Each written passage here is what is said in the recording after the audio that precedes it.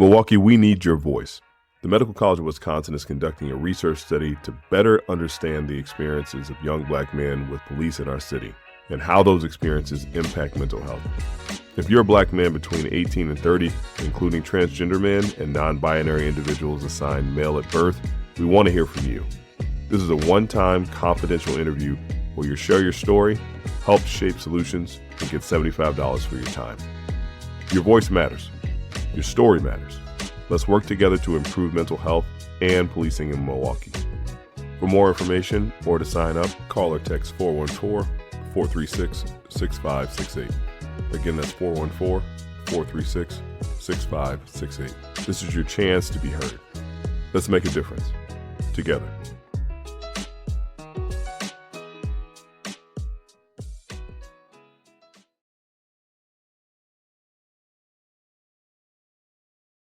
Welcome to Pulse Check, Wisconsin.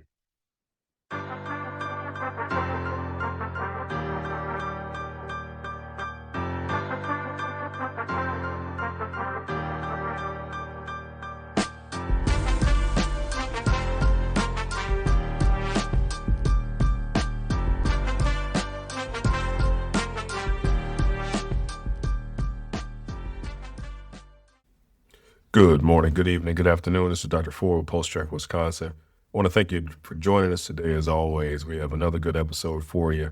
We have Joe Zepecki, who is the director of Protect Our Care Wisconsin, a friend of mine. He's a political strategist, has been on multiple presidential campaigns, contributed regularly on civic media. So I wanted to bring him in to bring his expertise to the table to talk about where we are as a state, as well as where we are federally with the big, beautiful bill that recently passed from a healthcare standpoint, from a Medicaid standpoint. Hundreds of thousands of people throughout the country will be affected by both the state and the federal bills. So I want to make sure that you all know where we are, know where we need to go, and get more information from a credible source. So with that being said, let's get into it. It'll stimulate, not emulate. Wait. It'll stimulate, not emulate. It eliminates, don't discriminate, just innovate. They tender from the energy we generate. Wait. Ain't got it how I want it, but gon' get it. Go barbarian like Conan. Miss Badu said it goes All on right, and so on. Sipping we had a Douce, lot of watching news that went down Conan over Zone, the holiday week. We heard a lot from the federal budget. We heard a lot from the state budget. I want to make sure that we all are in a good spot now that all the chips have settled. I want to make sure we catch all our listeners up because we had a lot of questions too. So we had to bring in the big guns. We have Joe Zepecki here from Protect Our Care Wisconsin. Joe, thanks for being with us. Hey, excited to do it. Thanks for having me, man. There certainly is a lot going on. And I feel like, leading up to it, we got a lot of news about it. And then all of a sudden, Governor signed, which we'll get into a little bit more as well. And then all of a sudden you don't hear anything. So I want to make sure that we know where we're at right now and where we need to go. One of the things that we talked about offline was here at Pulse Check Wisconsin in the past, the last couple seasons, we've been discussing how we want to emphasize those local policies, those local politics as well, and how they affect your healthcare, because those local elections are going to make a big difference in your health in your communities. But every now and then we see that silver lining of a direct corollary, direct nexus between our state politics and federal politics. And we saw that with this federal budget too, causing a quick signage by Governor Evers. So could you give us a breakdown of what happened? Yeah, so the federal bill that we will discuss freezes provider tax rates in states that have not expanded Medicaid. Wisconsin is one of just 10. And so that freeze would have cost the state of Wisconsin at least $1 billion a year in federal funding if the state budget had gone into effect after the reconciliation bill was signed. As Congress was racing to get this done and Trump was trying to force this arbitrary deadline of July 4th, there's sort of the two tracks, the federal budget bill and the state budget bill. The state budget year ended on June 30th. It's not unheard of for that process to take a couple of extra days, and it did this time. But then the sort of unusual occurrence of a governor signing it at 1:30 in the morning was all about trying to win this race to ensure that the state didn't miss out on $1 billion a year for the next 2 years in the state budget. And like you say, this is something that could have been devastating for communities and families in the state of Wisconsin. We had Sarah Rodriguez, Lieutenant Governor, come on and we talked about Medicaid expansion. At that point in time, we were more optimistic because we could potentially expand Medicaid. We could potentially get postpartum care for up to a year for new moms. We're entirely 180 on top of that. Now we got the governor, like you said, signing at 1:30 in the morning just to make sure that families have those funds available. Yeah. It's not the way you would design this system if you were doing it with a clean sheet of paper, but it's where we are. And the governor choosing to do that and staying up past his bedtime is good for families and good for Wisconsin. So we thank him for doing that. And, at the center of all this, and this is one of the articles that I read as we were watching all the fireworks go off, I'm sitting on my phone, there was a letter from one of our favorite congressmen here in Wisconsin, Congressman Derek Van Orden, who penned this letter to the governor telling him to sign. What is the context of the letter and what went on with that? This is like a soap opera. Yeah, I mean, with Congressman Derek Van Orden, there's always a lot going on and it's almost never good.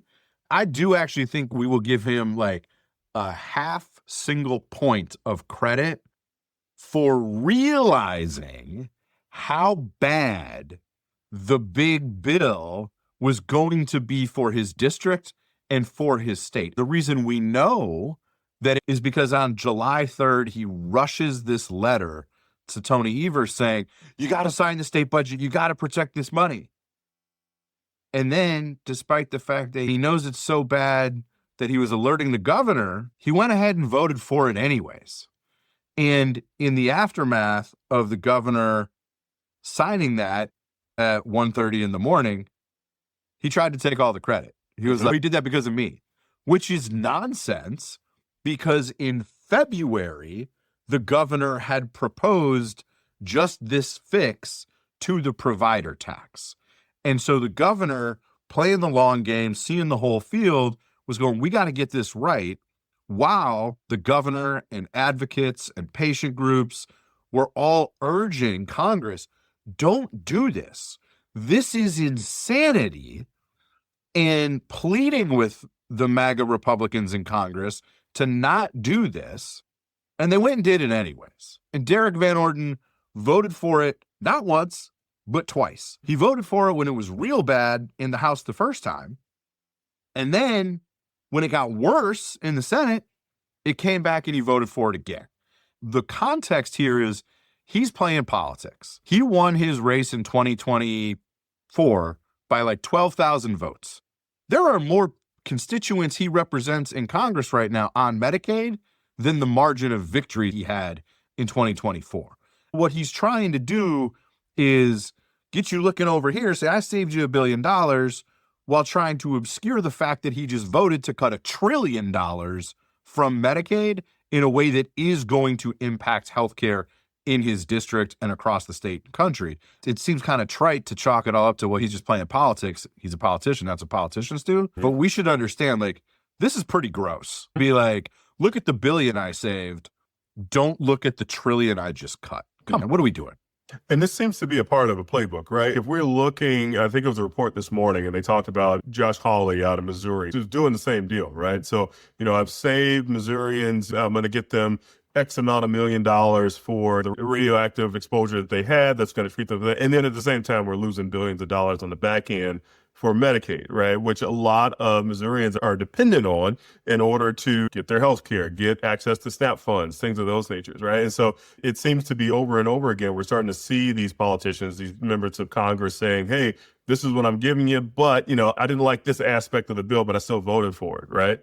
They want us to listen to what they say and not watch what they do. Whether it is Ron Johnson saying that the fiscal picture of the United States is the greatest threat we face and our national debt is out of control. And then when it comes time to do it, what does he do? He votes to put $3 trillion more on the national debt. Or Josh Hawley saying the coalitions have changed. If we're going to be the party of the working man and woman, we got to protect Medicaid.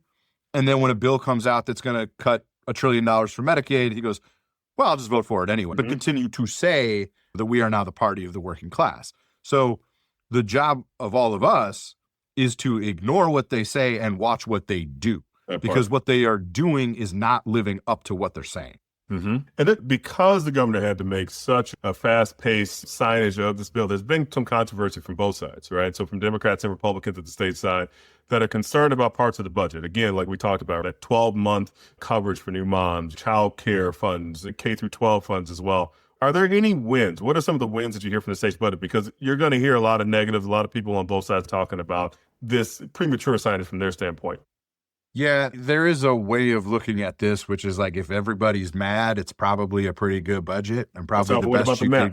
Nobody gets everything when there's divided government like this. And so to my friends, particularly on the left, who are criticizing the governor, what I would say is, when you are dealing with not just an unfriendly, but a hostile legislature, and you can get to a budget document that has the largest increase to the special education reimbursement rate in state history, that's a win.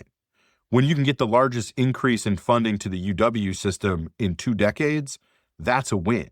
And included in that are capital projects that we know we've needed for years so that our UW system can keep pace with peer universities around the Big Ten and across the country and maintain the crown jewel of the state of Wisconsin, which is our UW system. Hundreds of billions of dollars for child care stabilization. That's good. No one is pretending that this is a perfect budget. But when you have divided government, you have to take the wins where you can get them. And Republicans didn't get everything they wanted either. So the story going forward ought to be about this governor was able to work with Republicans to deliver on priorities.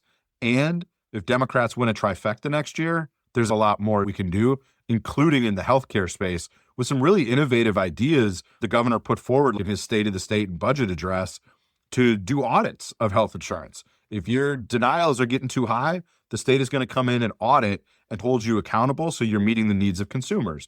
Those are the kinds of wins possible in a future where Democrats control the legislature and the governor's office. That's not the reality right now, and we shouldn't pretend otherwise. I was listening to a recent podcast, and they had a doc on there that used to work for the Obama cabinet. He brought up a good point that people voted in the last national election for change, but what they may have got in response to that is destruction, right? And so we're seeing, unfortunately, there's going to be dismantling at a federal level for some of these funds available for Medicaid. Here back stateside, Robin Vos, we've heard over and over again during the national elections, a soundbite of him talking about Medicaid. He was framing it as a handout, right? So we don't want to expand it because this is going to de-incentivize working because of that whole BS concept of these people who need these funds are unwilling to work. How do we counter that in going forward? How do we counter that messaging and flip it as an investment into public health and economic growth for our state? Well, I think one part of it is you just got to call out the lie. Mm-hmm. It is a lie, right? There is no individual in America who is getting handed a check from Medicaid, period. That's not how the program works. If you have supports from Medicaid, when you go to the doctor is then billing Medicaid directly. So this idea that there's some healthy 30-year-old kid sitting in his mom's basement cashing Medicaid checks and using them to buy more, Fortnite coins, right. It's just a flat out lie. And so that's the part where we need to call out the lie. Then there's the part of it, which can sometimes go over people's head, but it's worth setting the context of when we talk about Medicaid in Wisconsin, this is what we're talking about. 1 in 4 state residents, 24%, get some support from Medicaid. That includes about 150,000 seniors, nearly 500,000 children, more than 185 Wisconsinites with disabilities. So these are your neighbors, man. These are the people you work with, their family members, the people you worship with on Saturday or Sunday. Every community is touched by Medicaid. 73.5% of Wisconsinites who get Medicaid are working. They are currently living up to that part of it. But the numbers don't tell the whole story. You got to get to the stories. We met a woman named Jessica in January at a roundtable we did with Congresswoman Gwen Moore. Jessica and her husband both work full-time. They have employer-sponsored healthcare coverage, and their son, who's 8, maybe 9 by now, has very serious medical challenges. And because of things like the long-term healthcare waiver and Katie Beckett and Iris, they're able to continue working, and their employer insurance doesn't get so cost prohibitive that those companies need to fire them or they need to switch providers every year. And if their son loses those supports, at least one of mom or dad is going to have to leave the workforce to provide the care full time for their child. When you repeat that across the nearly 500,000 kids in the state, we are talking about second and third order impacts to our economy, to our communities. We can't afford that. When we talk about why doesn't everybody on Medicaid work, we're talking about a 9-year-old boy. Both of his parents are working, and the value they add to the economy and to their community, and the availability of Medicaid provides another job for somebody to operate as a caregiver for their son. Now we're talking about a net positive benefit as opposed to a burden on that family and on that community. And so it's a little bit call out the lie. It's a little bit talk about how common this is in every part of the state. And it's a little bit about putting that color behind, the types of families impacted by this, because in that story, everybody knows somebody whose kid has got some medical challenges. Everybody knows somebody whose parents are getting up there trying to raise their own kids, and their parents aren't doing well or falling on poor health. And as opposed to having to move mom or dad into the house and provide that care for them, they get to stay in an assisted living facility because of Medicaid. And that's what we're talking about. If they have to move that parent in with them, that impacts everybody. It impacts the number of hours they can work.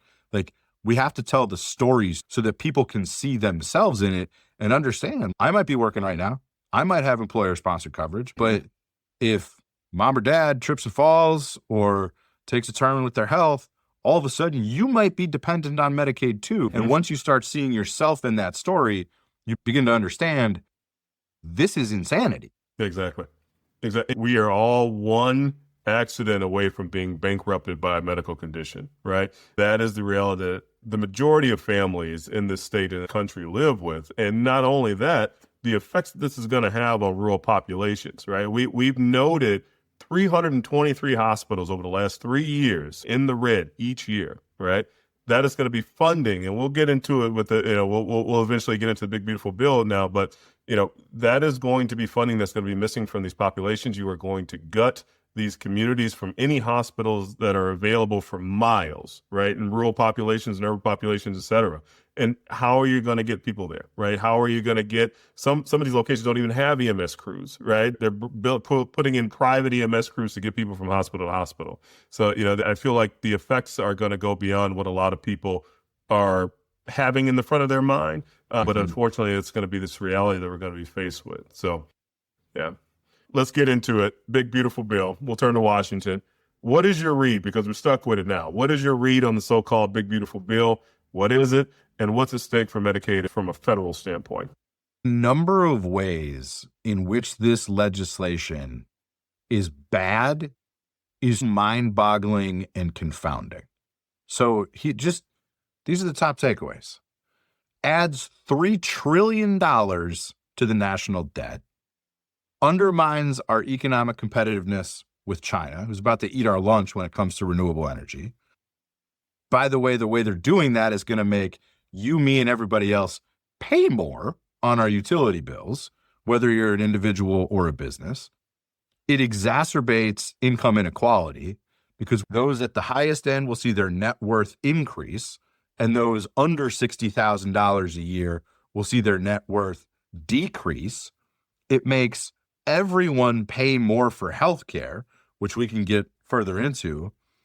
But it is a lose, lose, lose, lose, lose proposition, all to do one thing: make sure that the richest Americans get to hold on to their precious tax cuts. And aren't we glad that Mark Zuckerberg can buy another island, or Jeff Bezos can spring for another yacht, or maybe put a couple bucks away to reserve a European city for his next wedding, like he just did in Venice on the second marriage. Like 60 million. this is insanity that we are going to continue to just flood the richest Americans with more dollars while literally taking from those who are working the hardest and making the least and make their net worth go down and make them pay more for everything. It's madness. We should probably get into some of the healthcare piece. People go like, okay, well, what does that mean? How is it going to make me pay more for healthcare? I'm not one of the 17 million Americans who's going to get kicked off my healthcare. Well, guess what? Your healthcare costs are still going to go up because when the dollars disappear, the needs for care don't. Now more of those needs are known as uncompensated care. What business in the world just takes that L? They don't. When they have to provide more uncompensated care, they turn around and pass those costs on to the rest of us. You mentioned hospital closures. This is a real easy calculation. I don't understand why people don't get it. Like, of those 323, I think it is nationally, at least 3 of them are in Wisconsin. CO, Stanley, and one other in a rural community, where for 3 years in a row, they've been in the red. That puts them at dire risk of closing, and now they're going to have less federal support. Well, folks, do the math. If hospitals close, that means the supply goes down while the demand stays the same. Anybody who's ever taken an economics course can tell you that is a recipe for higher prices. And this bill does the sort of the two-step on healthcare. It is ending tax credits for Obamacare plans. So these are people who are working, right, but don't have employer-sponsored coverage. Maybe they're gig workers. The beauty of these advanced premium tax credits was that they pegged what you pay for health insurance to what you earn based on a percentage of your income. So if you were making $25K, 7.5%. If you were making 35 or 40K, 7.5%. That is now done with at the end of this year. That makes healthcare insurance less affordable for those folks, more uncompensated care. It also forces millions of Americans off of Medicaid.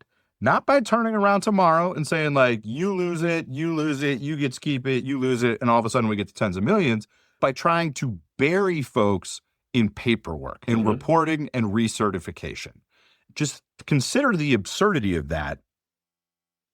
A lot of the adults who are on Medicaid for things like assistive mobility devices, these are permanent conditions that are not going to heal. They're not going to get any better. And now instead of certifying my disability once a year, now I got to do it 2, 3, 4 times a year. That means they got to take time off of work. As they close all these government offices, maybe they got to travel even further to go and do that. God forbid you miss one box on a form, or God forbid your boss forgets to sign to show that you worked the 80 hours a month. The government then gets, okay, well, we're not paying for your stuff anymore. And now they've lost their Medicaid coverage, still have the needs.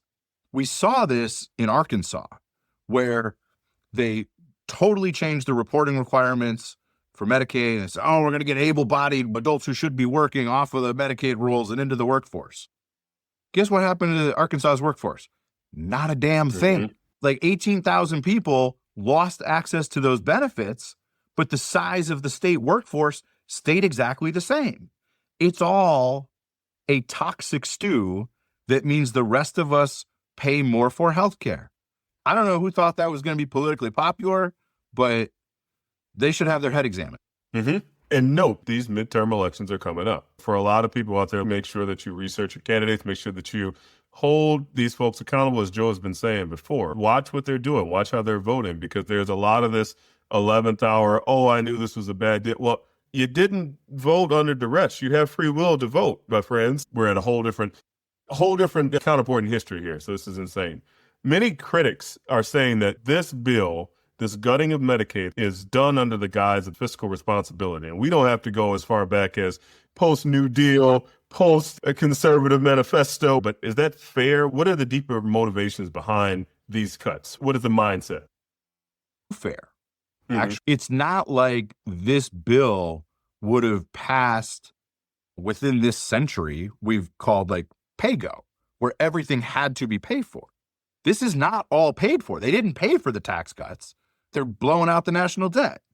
What this legislation does, in my view, is fundamentally rewrite the social contract, right? Like for generations, we have operated under the assumption that the overall societal cost of these programs was more than worth the fiscal impact, right? So what do we mean by that? We mean that there is a net good for our country when fewer people are destitute and desperate. It ensures that fewer folks who have really positive impacts on our economy, in our communities, on the broader culture, that fewer of those folks are burdened by having to take care of that love. I heard from a friend of mine after this bill was signed into law, this is somebody who coaches and teaches at a high school. And let me tell you, there ain't a high school coach in America who is overpaid. The amount of time and energy that they give to kids to help build these young people up and provide an outlet, if his son loses coverage under Katie Beckett, he ain't going to have time to coach. He's going to have more responsibilities to take care of his little one. And he will do that, but it will have a net cost on his community. When it comes to what are the deeper motivations, I'm not going to try to divine those. I think we're always better off questioning people's judgment and their choices rather than their motives. This is bad policy, pure and simple. It is reordering that fundamental deal we made, which is we can take the fact that there will always be people with challenges in our communities and try to work to the best possible outcome for all. We have now flipped that on its head. And there's going to be a cost, not just in terms of dollars and cents, but in terms of what our communities lose as a result of it. And a lot of that loss is going to be lives, to be honest with you, right? It's estimated from these cuts, we're going to lose about 50,000 people a year, right? Those are 50,000 parents, 50,000 grandparents, right? Children as well. So these are going to be tangible effects for our communities throughout the country, rural, urban, wherever. It's going to be for everyone. And so unfortunately, these cuts are designed to pit most of our communities against each other. A lot of times we get feedback both from this show and other efforts that I do with some of the political action committees as a physician. You guys are doing this because you're all Democrats. You guys are doing this because you're putting us against party to party.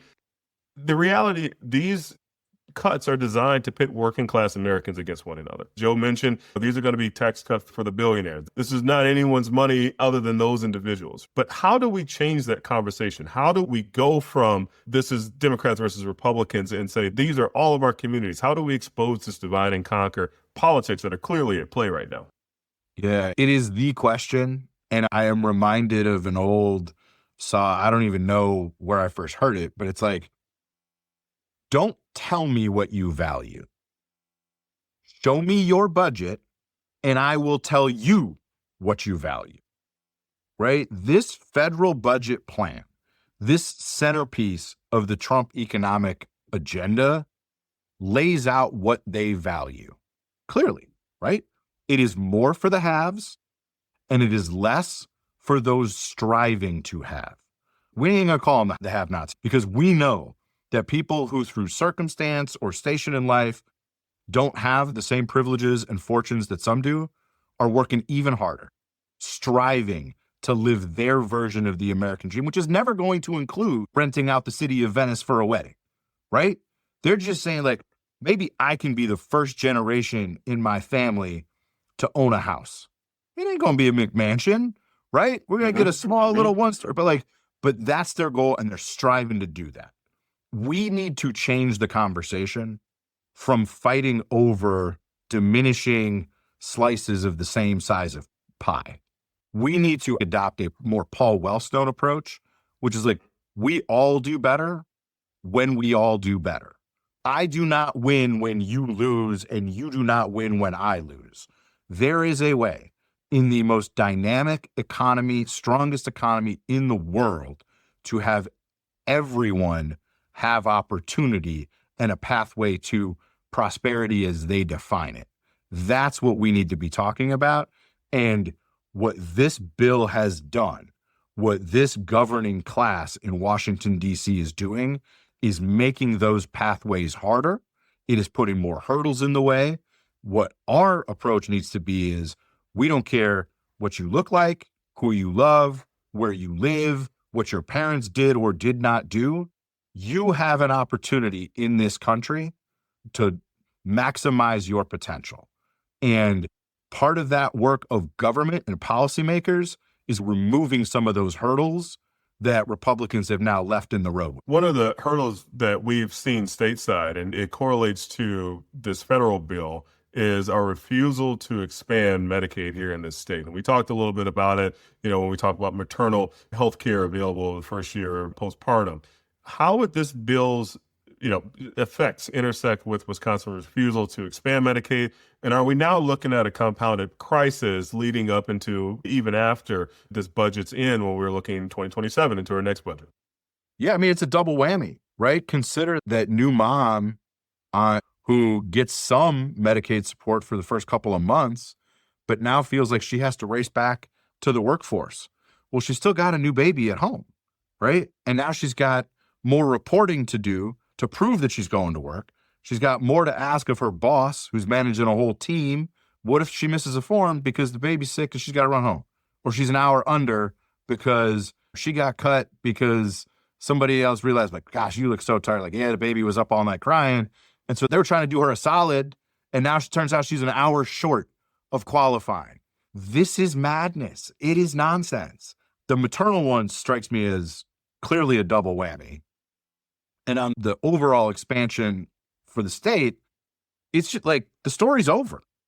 We left hundreds of billions of dollars on the table that we're never getting back, right? People like Robin Voss are out there like showboat. See, I told you one day this could go away. That's why it was stupid. No, it wasn't, sir. With all due respect, we could have brought hundreds of millions of dollars into the state that could have provided more money and could have helped defray the cost of more money for education, more money for infrastructure, more ability to stabilize that childcare industry. The compounded cost of just turning up our hands and saying, nope, we don't want anything to do with those tax dollars we're already paying in. And for years now, we've just been subsidizing stuff in other states. That's a lost opportunity that Wisconsin will never get back. And that is, again, not to question the motivation. It's just like, that's just poor judgment. Full stop. Mm-hmm. Bad policy. Yep. For those out there, I have invited Representative Voss. I would love to talk. I've had Governor Evers on here. We've had a lot of different representatives at the state level to come on and talk about it, but you won't come out. I don't know why that is. I would love to talk to him about these, but it is what it is. So let's see what we can do next. Moving forward, we have these two bills that are signed into place. As a strategist, from your standpoint, Joe, what messaging do you think resonates most with voters as we move forward, as we talk about Medicaid, these midterms that are going to be coming up, and the social safety net? How do we message this? How do we go forward? Yeah, so spoiler alert, folks, there is no set of magic words that suddenly changes everyone's mind. You have to consider your audience, right? You have to consider the trust and credibility that you have with them. You're going to have a lot more success talking to people you work with or fellow family members if your kids are on a team together because they know you and they trust you. The messenger matters, right? And we can't be preachy and we can't be disgusted at the notion that anyone would have ever voted for this. To me, we have to recognize that where we are is not the fault of the voters. It is the fault of candidates and movements to fail to communicate most effectively. And so how do we do that? I like to say we say it with our chest, right? We do not have to be embarrassed to be progressive and to believe that people should have access to healthcare as a fundamental right and not a privilege. And so, we've gone through some of the numbers, we've gone through some of the stories, and I think if we communicate with grace and understand that it is not the fault of that stressed out, overworked, underappreciated blue-collar worker who is so frustrated by the system that they were like, I'll vote for Donald Trump. I know he's a wrecking ball and a walking, talking middle finger to an establishment that ain't working for me. You're not going to get anywhere by lecturing them. So I think you start by asking the question like, hey, how's your family? Everybody healthy? Everybody good? And let me assure you, within a couple of questions like that, you will get to a healthcare impact. Their village, whether their family or their extended family or somebody they know, then you just lay out the facts, right? And you build a bridge by communicating. We don't have to go through so-called austerity measures to nickel and dime folks when we are the wealthiest economy in the world. And for generations have been able to live up to that social contract where we recognize there is an overall net positive to making sure those who are, least able to fend for themselves are able to be fended for, and that frees up our economy to grow, for families to thrive, and for people to realize economic security. And that is the path that we need to get back to. And if we approach it that way, as opposed to getting on our high horse and trying to holler at people because they were so stupid to vote one way this last time, that's not going to get us anywhere. We can also win people's vote the next time, or earn their willingness to hold people like Derek Van Orton and the other MAGA Republicans accountable. We can earn that without expecting them to vote Democratic or vote left for the rest of their lives. And in fact, we have to, right? Because so many of those folks are so righteously frustrated with a status quo that hasn't worked. That's why they thought they wanted change. And I know that millions of people who voted that way, this was not the change they were looking for, right? They thought they wanted, somebody to snap their fingers and to go back to an economy of 2017 or 2018.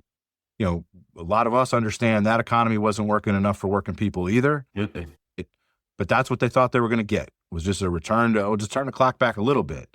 And that's okay. We just got to provide a pathway for them to join us in a righteous movement to make sure that we're taking care of the least among us, and doing so in a way that unlocks our economy, grows the pie overall, and lives up to what Paul Wellstone said, which is when we all do better, we all do better. Absolutely. Absolutely. I want to give your organization a plug, and organizations like it too, Joe. There's a growing movement of healthcare workers, patients, advocates who are speaking out. We've done events together. I've done events with Community Experience Healthcare here nationally as well. What advice do you have for anyone in those demographics trying to fight back? How do they do that? And especially in a purple state like Wisconsin, how can they be of service? By showing up and showing out, right? Whether it's telling your story, whether it's protesting. There's nothing more American than protest. This country was founded on protest, and we're still trying to live up to some of those founding ideals of, a pretty good idea almost 250 years ago. And, it's not going to be easy. Like, progress never comes fast enough in the long arc of this country's history. We got to play the long game. We got to understand that we can't fix this tomorrow. We can't fix it next week. We got to, support the folks who are impacted by it as best we can. And maybe some of that just boils down at the individual level, giving somebody that pep talk, right? These reporting requirements are going to be a burden. So what can I take off your plate? If it's your 8 or 9-year-old who needs this to survive, what can we take off your plate to make sure you are not among the folks impacted soonest? We got to keep in mind a lyric to a song by American Aquarium.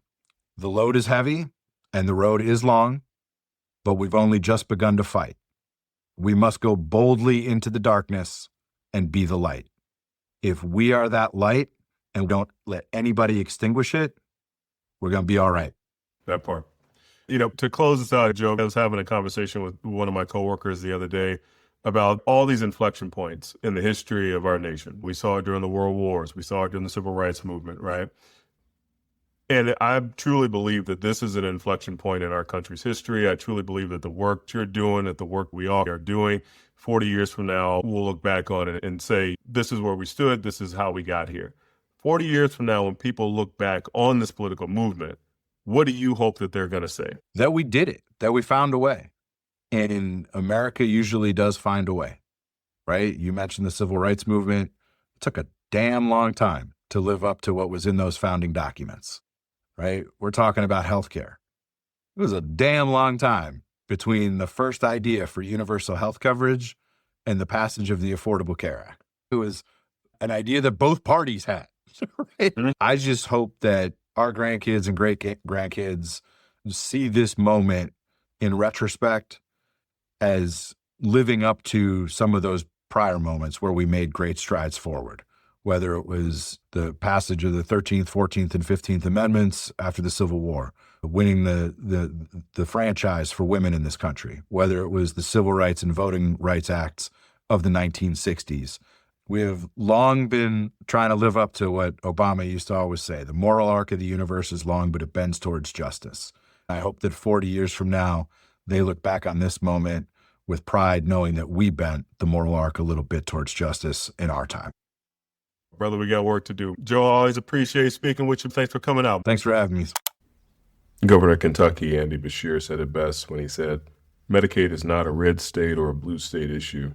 It's a human issue. Medicaid affects all of us. There should be nothing political about making sure a child can see a doctor, making sure that your loved ones are able to receive the care that they need, both at the bedside as well as at home. Every person, regardless of zip code, regardless of party line, deserves the dignity of health care. We're up for a fight, and it's going to be an uphill battle, to be frank. We're all going to have to stick together. We're all going to have to hold accountable representatives, people in policy, and lobbyists. All of us are going to have to hold them accountable when it comes to creating an environment in which healthcare is a given. Looking forward to our next episode. Stay tuned. We got some good ones coming up for you. As always, take care of yourselves, take care of each other, and if you need me, come and see me.